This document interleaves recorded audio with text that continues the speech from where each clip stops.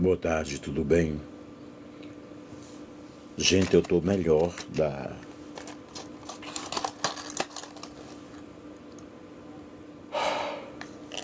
virose.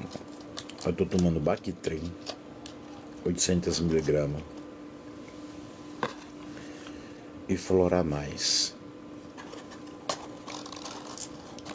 Porém, a gripe, ela continua muito forte. Faz dias já, eu preciso ir ao médico, não fui ainda.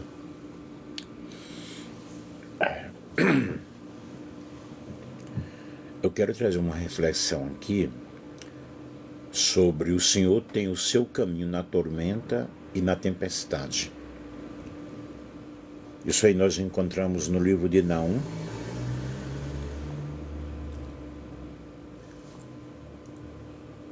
que nos informa de uma forma maravilhosa sobre um caminho na tormenta.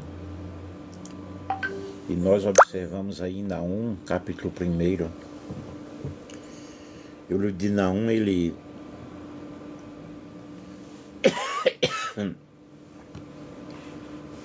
nos dá informação sobre a destruição de Nínive. Naum foi o profeta comissionado por Deus para anunciar a destruição da cidade. Nínive, que é a capital da Síria, era a maior cidade daquela época. Nínive era a capital de um império famoso pela sua crueldade. Eram pessoas cruéis. E não anuncia a queda iminente desse império, que foi subjugado pelos babilônios, né? Pelos babilônios e medos.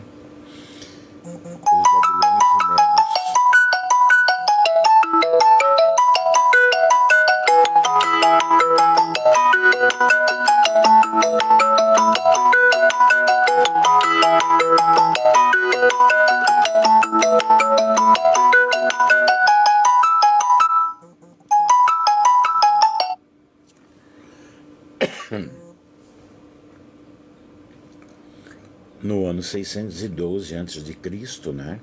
Isso aí aconteceu.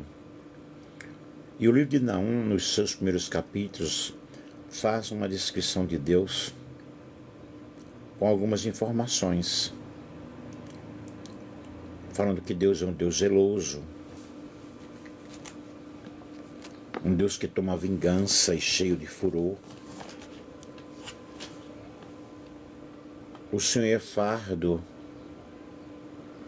tardio em irar-se, mas com grande força, e é o culpado não tem por inocente. O Senhor tem o seu caminho na tormenta e na tempestade. E o Senhor é uma fortaleza no dia da angústia e conhece os que confiam nele. Naum, capítulo 1, versículo 2 ao 7. Quando nós observamos, lemos essas descrições sobre Deus, nós vamos entender o porquê o profeta faz essa descrição do Senhor. Porque viria uma grande destruição. E nós sabemos que aqueles que servem a Deus, eles são guardados no momento da ira. O Senhor tem o seu livramento. Deus é Deus de livramentos. Passamos por situações complicadas, passamos por situações difíceis, passamos por situações tenebrosas, mas o Senhor é aquele que tem o seu caminho na tormenta e na tempestade. É necessário nós entendermos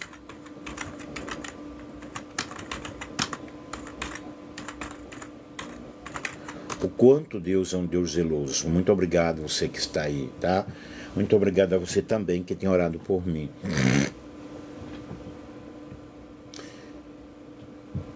E nós observamos como era a situação dos ninivitas, que era um pessoal muito cruel.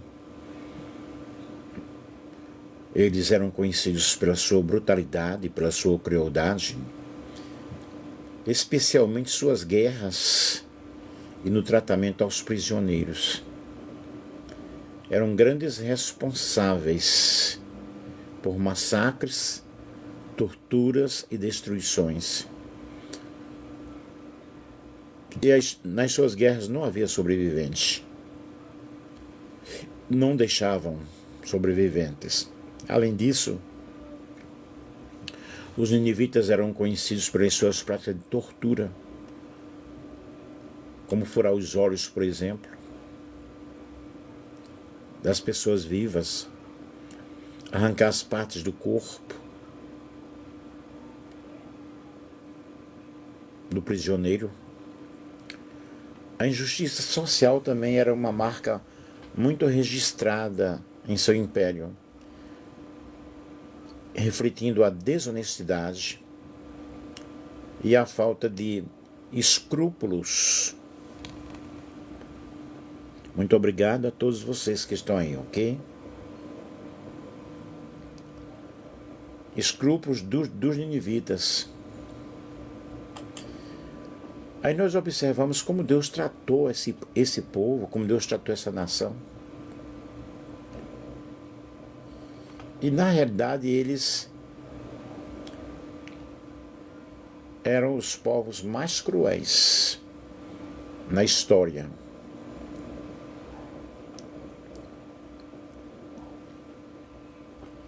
Eles eram os habitantes de Nínive, claro, localizados na Síria, perto do rio Tigre, com uma história muito longa, uma história muito variada, cheia de acontecimentos. E durante seu auge, foi estabelecida como a capital da Síria pelo rei Senaqueribe. E o Império Assírio, ao qual pertencia Nínive, foi um dos grandes impérios da antiguidade e era uma verdadeira potência militar e administrativa. Foi um importante centro cultural, artístico, religioso. O próprio livro do profeta Jonas faz um destaque a essa grandeza, né? A grandeza desse lugar, e registra o quão numerosos, Vanderlei, a paz do Senhor, o quão numerosos, né? O quão poderosos era esse povo. E logo na introdução do livro de Jonas, capítulo 1 e 2, a cidade de Nínive é designada como uma grande cidade. E a partir do século VIII a.C., os ninivitas foram cidadãos de uma verdadeira metrópole da sua época, do seu tempo. Eles residiam em um centro religioso e administrativo que prosperava com o comércio, e devido aos seus lendários governantes, a cidade era conhecida por abrigar magníficos palácios e outras construções impressionantes.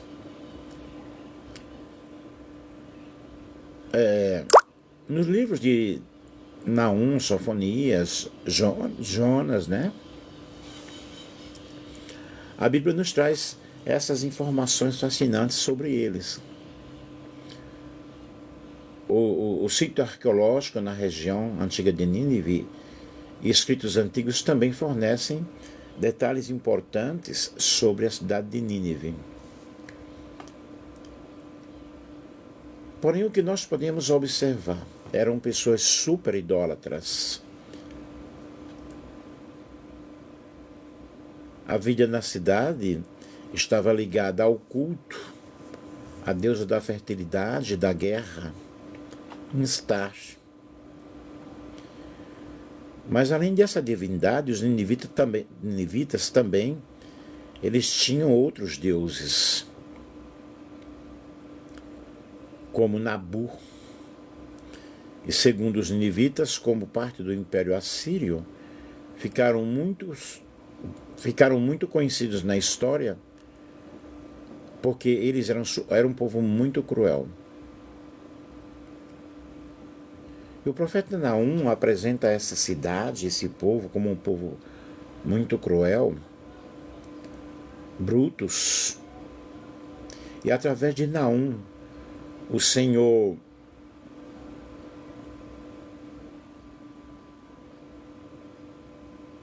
falou de Nínive, falando sobre uma cidade sanguinária, cruel, centro de mentiras, de violência, muito crime, muita atrocidades eram cometidas por eles.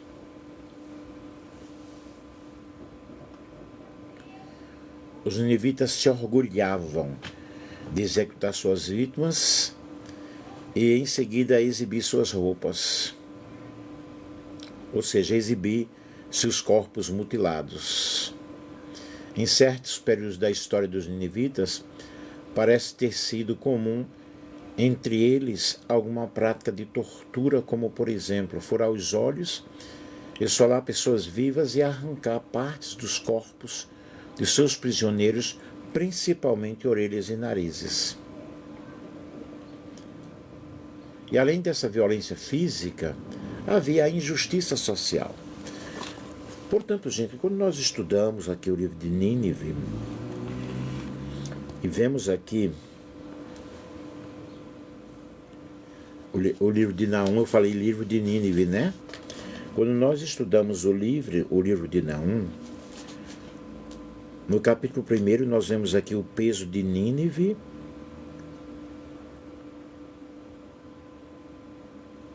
Capítulo 2, o cerco e a tomada de Nínive, fala sobre o destruidor. Capítulo 3, fala sobre a destruição. São 3 capítulos. E nós observamos aí como a destruição chegou a essa cidade.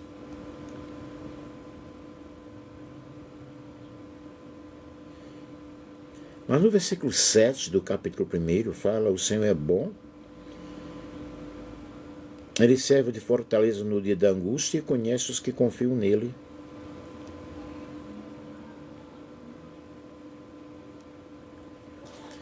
É necessário nós entendermos o porquê Jonas não queria ir para Nínive, né?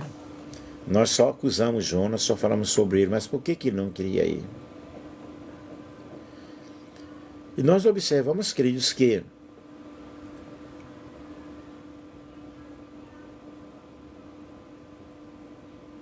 até algumas pessoas questionam se o livro de Jonas é realmente algo real ou é uma parábola. Mas nós observamos Jesus Cristo confirmando o arrependimento dos ninivitas, indicando que é um registro histórico e profético. Os ninivitas responderam ao chamado ao arrependimento, mas com o tempo voltaram ao erro. Os profetas Naum e Sofonias profetizaram a vingança de Deus contra eles, que não seria revertida. Gente, quando nós nos arrependemos, nós devemos permanecer no nosso estado de humildade diante de Deus, de humildade diante da presença do Senhor. E o livro do profeta Naum fornece um quadro detalhado da severidade de Deus, do juízo de Deus. Estalo do chicote, o barulho das rodas, o galope dos cavalos, o sacudir dos carros de guerra, cavalheiros atacando, espadas reluzentes e lanças cintilantes, muitos mortos, montanhas de cadáveres, corpos sem conta, gente tropeçando por cima deles. E assim a majestosa e grandiosa cidade de Nínive caiu em 612 a.C., diante dos medos e caldeus que se juntaram para atacar a cidade. A população foi massacrada, deixando esqueletos em sítios arqueológicos da cidade. Não foram enterrados. E com o passar dos anos, as ruínas de Nínive foram abandonadas. É isso que nós podemos observar aí sobre a grande cidade. A sua crueldade, como eles faziam com as pessoas, a idolatria, a prática da idolatria, as práticas desumanas. Entretanto, nós observamos o relato do profeta Jonas na Bíblia, mostrando que entre os mais perversos, a graça de Deus pode alcançar alguém quando se arrepende. Ou nós, como seres humanos, não compreendemos a graça de Deus. Se compreendêssemos, nós não julgaríamos as pessoas.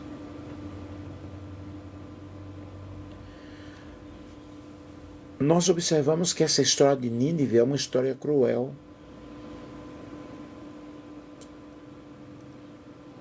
Muito embora o fim tenha sido realmente muito trágico, essa história nos lembra o Deus que transforma e o Deus que tem o seu caminho na tormenta.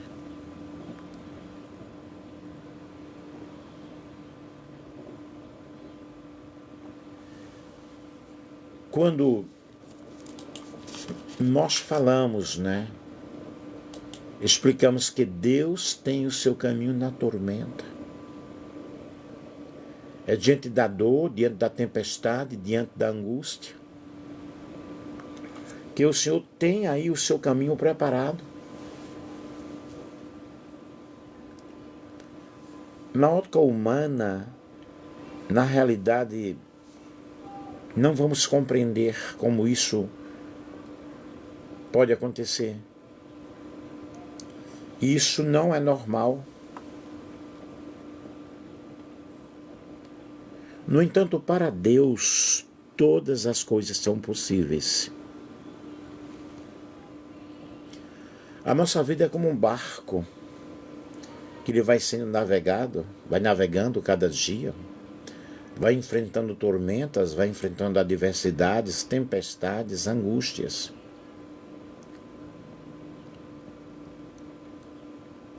Porém, Deus está presente nos altos e baixos.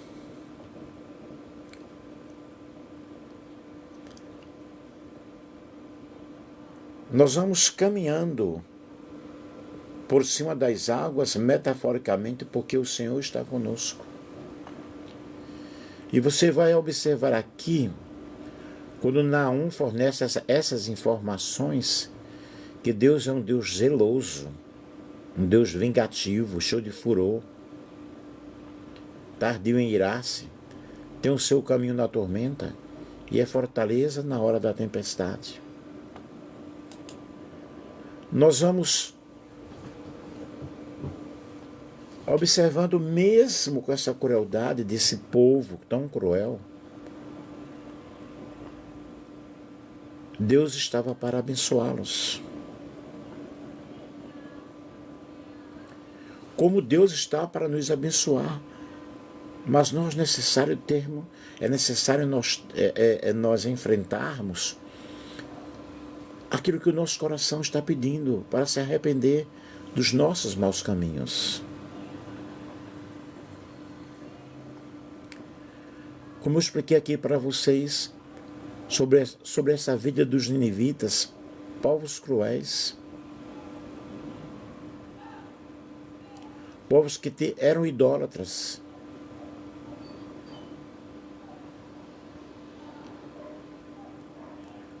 E os ninivitas ficaram conhecidos pela sua maldade.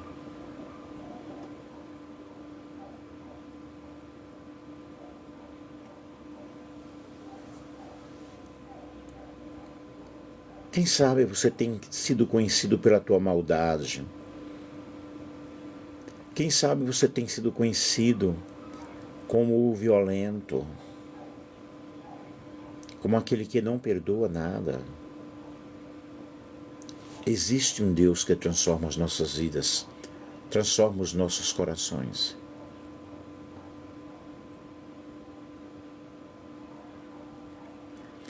Nós vemos que a vida da cidade dos ninivitas era uma vida cruel. Atrocidades aconteciam. Pessoas arrogantes.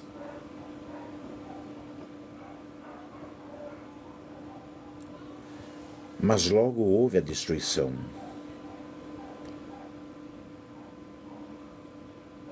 E o profeta Jonas aparece aí, Jonas capítulo 1, versículo 2. Jonas viveu numa época em que Nínive estava em seus dias de glória e contava com a temida máquina de guerra assíria. Mas conforme o que nós percebemos, que nós vemos no texto bíblico, Deus enviou o profeta àquela cidade para pregar aos ninivitas, pois a malícia já havia subido até os céus.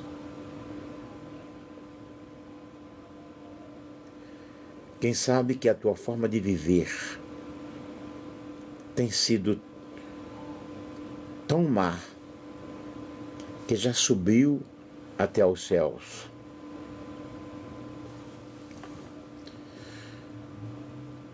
Mas quando nós nos arrependemos, quando nós abrimos o nosso coração para o Senhor, a graça de Deus, ela nos envolve de uma forma maravilhosa, de uma forma especial.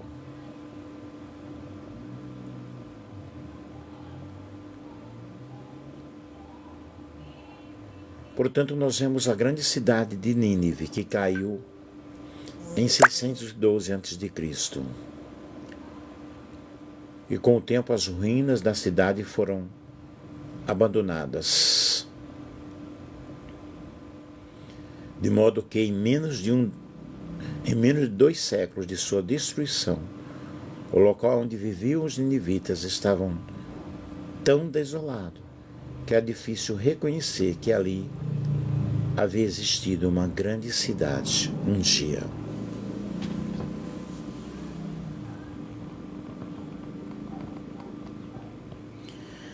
Então vocês observem o seguinte. Nós vemos aí a mão de Deus sobre aqueles que desobedecem. Nós vemos a mão de Deus sobre aqueles que desobedecem ao Evangelho de Cristo. E nós estamos vivendo períodos semelhantes, em que as pessoas elas não obedecem, em que as pessoas elas não estão nem aí, mas o que nós observamos, estudando Nínive, quando fala o capítulo 2, o destruidor subiu contra a sua fortaleza, vigia o campo, fortalece os lombos, reforça muito o teu poder.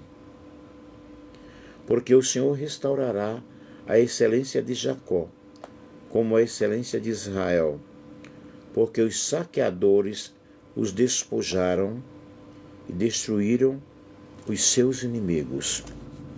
Os escudos dos seus fortes serão vermelhos, os homens valorosos estarão vestidos de escarlate, os carros como tochas flamejantes no dia de sua preparação, e os ciprestes serão terrivelmente abalados. Os carros correrão furiosamente nas ruas, colidirão um contra o outro nos largos caminhos. O seu aspecto será como de tochas, correrão como relâmpagos. Ele se lembrará de seus valentes, eles, porém, tropeçarão na sua marcha, apressar-se-ão para chegar ao seu muro quando o amparo for preparado. Mas o que nós vemos aqui, pessoal, é na realidade a mão de Deus, né?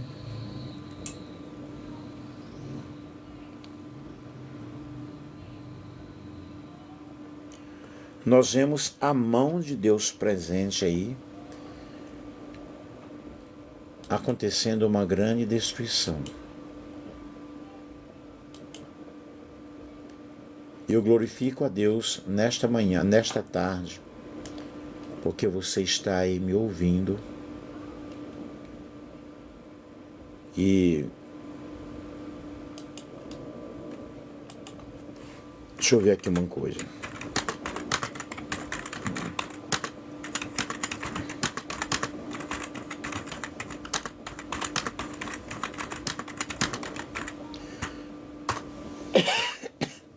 É muito importante quando nós entendemos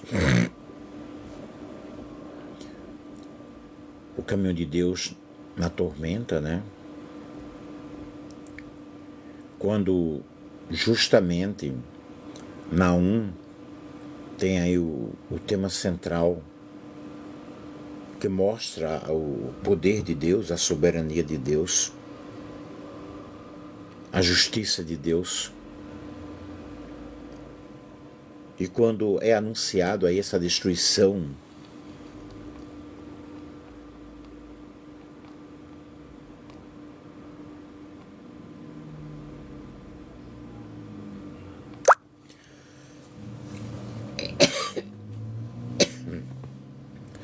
ele vê essa destruição e nós vemos aí essa descrição sobre essa vingança.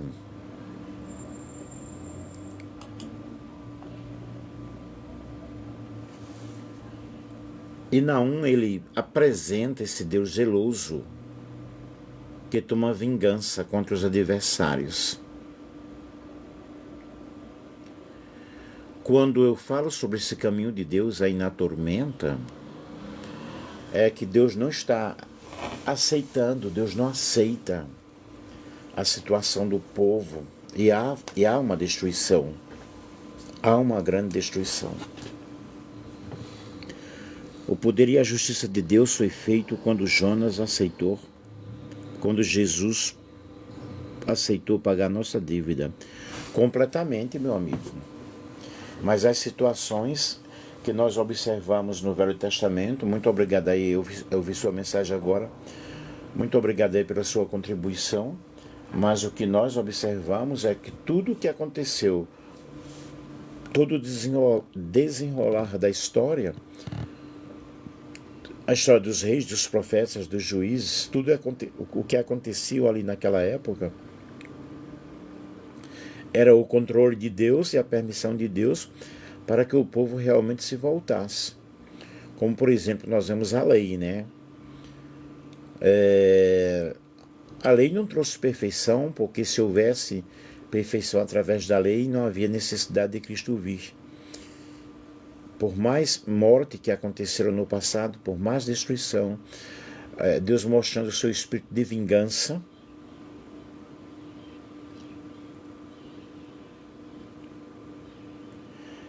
aí nós vemos tudo acontecendo para que Cristo viesse lá no futuro.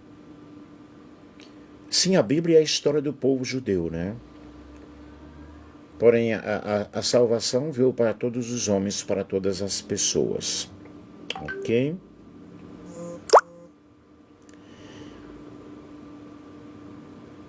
E Jesus se encravou na cruz do Calvário. Toda cédula de pecado, de destruição, né? Então, queridos, Naum estava destacando aí o Deus zeloso, o Deus vingador. Ele é descrito como tardio em irar-se, mas grande em força, e ao culpado não tem por inocente. E essa descrição sugere que, embora Deus possa parecer demorado em agir, ele exerce o seu juízo, né? E o caminho de Deus na tormenta é um tema que nós vemos em várias partes da palavra de Deus, em várias partes da Bíblia, mostrando na realidade que Deus é poderoso e justo. Aí nós vemos no livro de Naum, nós vemos no livro de Jó. E esses textos enfatizam a soberania de Deus e a certeza de que Deus está trabalhando em meio da adversidade. E Deus ele está trabalhando em meio a todos esses tormentos, a todas essas destruições, para o nosso bem. Para que o amor dele seja executado, como o nosso irmão aí falou.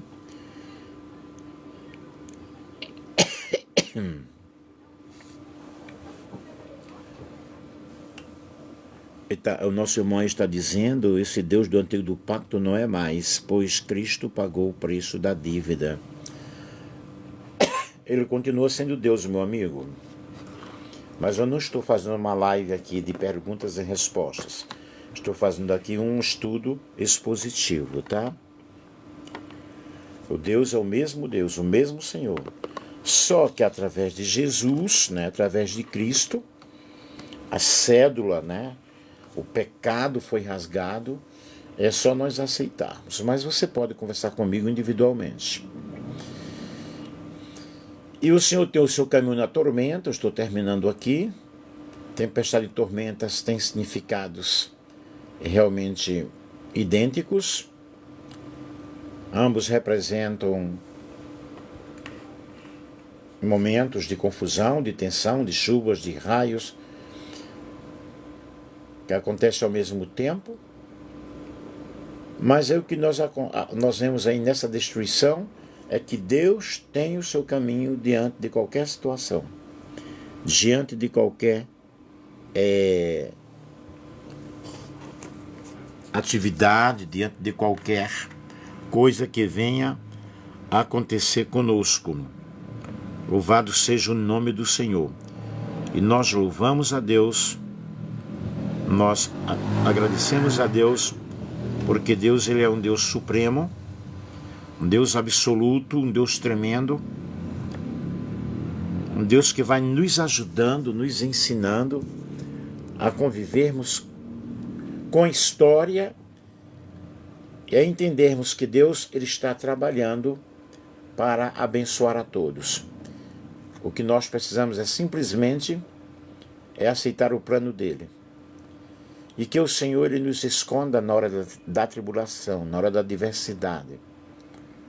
O socorro dele não cessa. Ele é o mesmo Deus. É o mesmo ontem, hoje e será eternamente. Não existe um Deus do Velho Testamento e um Deus do Novo. Ele é o único Deus. E o próprio Cristo disse, eu e meu Pai somos um. E em Deus nós nos escondemos na tribulação. Ele é o escudo perfeito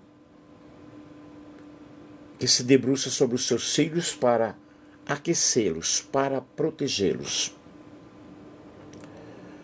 Podemos cair, podemos sair feridos, somos incompletos, abatidos pela violência, pelos problemas, mas Ele continua sendo a nossa confiança. Daniel não morreu na cova dos leões. Sadraque, Mesaque e Abdênego não foram queimados na fornalha ardente. Abraão não foi vencido na caminhada pelo deserto. Antes viveu para ver as promessas do Senhor. E todas as coisas contribuem para o bem daqueles que amam a Deus e daqueles que são chamados pelo seu propósito. Deus está trabalhando mesmo diante do perigo. Amém? Que Deus abençoe, que Deus ajude, que Deus possa ajudar-nos de uma forma toda especial. O Senhor é bom o tempo todo. Muito obrigado a todos que participaram aí. A quem nos seguiu, deixa eu ver aqui.